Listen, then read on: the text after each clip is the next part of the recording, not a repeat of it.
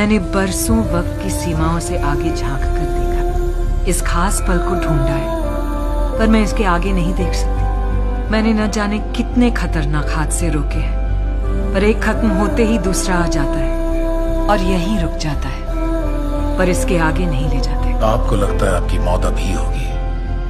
कभी सोचा है मुझे तुम्हारे भविष्य में क्या दिखता है? नहीं। मैंने तुम्हारा भविष्य कभी नहीं देखा, सिर्फ उसकी संभावनाएं देखी है। तुम में अच्छाइयों का भंडार है डॉक्टर स्ट्रेंज। तुम हमेशा अव्वल रहे, इसलिए नहीं कि तुम्हें कामयाबी की चाह थी, बल्कि इसलिए कि तुम्हें नाकामयाबी का डर था। इसी ने मुझे एक महान डॉक्टर बनाया। नहीं, बस इसी चीज ने तुम्हें महानता से दूर रखा।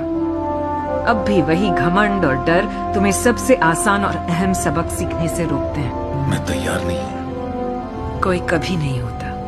सही वक्त नहीं चुन सकते हम अपना।